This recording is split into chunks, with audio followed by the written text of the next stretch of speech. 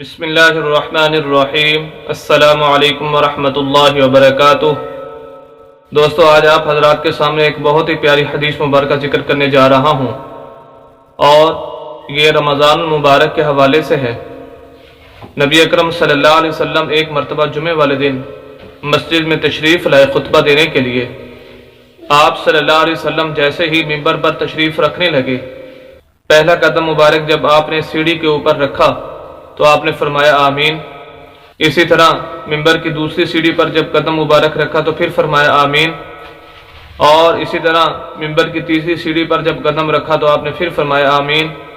آپ نے خطبہ ارشاد فرمایا، اور خطبہ ارشاد فرمانے کے بعد صحابہ کرام رضی اللہ تعالیٰ عنہم نے آپ صلی اللہ علیہ وسلم سے پوچھا، اے اللہ کے رسول، آج ہم نے آپ کی اس خطبہ کے اندر عجیب چیز دیکھی ہے کہ جب آپ خطبہ دینے کے لیے تشریف لائے تو آپ نے ہر سیڑھی پر قدم رکھتے ہوئے آمین فرمایا، اس کی کیا وجہ ہے؟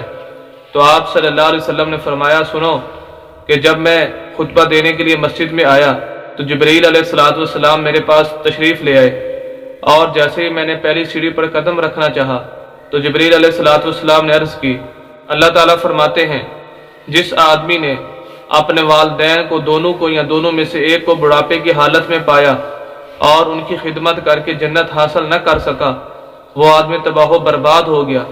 اس پر میں نے فرمایا آمین۔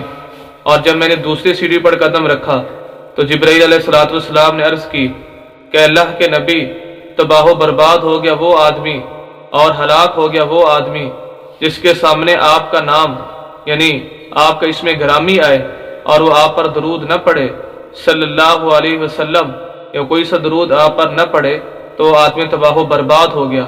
اس پر میں نے فرمایا آمین۔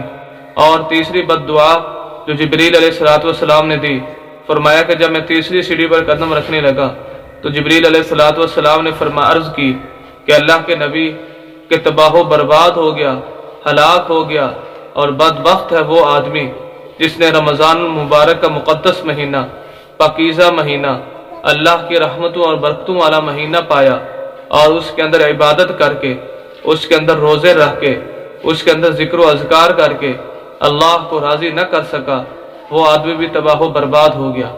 تو دوستو، یہ تین آدمی جن کو نبی اکرم صلی اللہ علیہ وسلم نے فرمایا ان پر آمین، اور یہ بد دعا کرنے والا کون ہے؟ یہ بد دعا کرنے والا تمام فرشتوں کا سردار ہے، اور اس پر آمین کہنے والا تمام انبیاء کا سردار ہے۔ اور وہ دن کون سا ہے؟ جمعے کا، اور وہ جگہ کون سی ہے؟ مسجد۔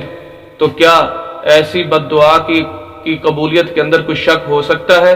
ہرگز نہیں، ایسی بد دعا ضرور قبول ہوئی ہوگی۔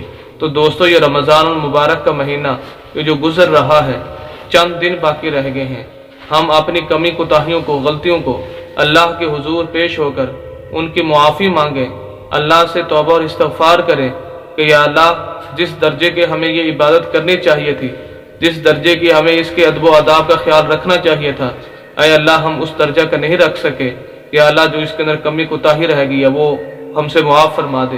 یہ نہ ہو کہ اسی بد دعا کے جو نبی اکرم صلی اللہ علیہ وسلم نے جس پر آمین کہا، ہم بھی اس بد دعا کے اندر شریک ہو جائیں اور ہم بھی وہ بدبخت اور بد نصیب ہو جائیں۔ تو اس لیے یہ چند دن باقی ہیں۔ تو دوستو، میں آپ کو یہی مشورہ دوں گا کہ اپنے آپ کو اللہ کے سامنے پیش کریں اور اپنے گناہوں کی توبہ اور استغفار کریں اور اللہ سے معافی مانگیں، اور آئندہ کے لیے اپنے آپ کو گناہوں سے بچنے کو اللہ کے ساتھ وعدہ کریں۔ تو انشاءاللہ ہم اس بختی والے اور اس بد دعا سے ہم بچ سکتے ہیں۔ امید کرتے ہیں کہ آج کی ویڈیو آپ کو بہت ہی اچھی لگی ہوگی۔ مزید اسلامی ویڈیوز کے لیے ہمارے یوٹیوب چینل حافظ شفیع کو سبسکرائب کیجئے، گھنٹی کے بٹن کو ضرور دبائیں تاکہ ہر نئی آنے والی ویڈیو آپ حضرات تک پہنچ سکے۔ والسلام۔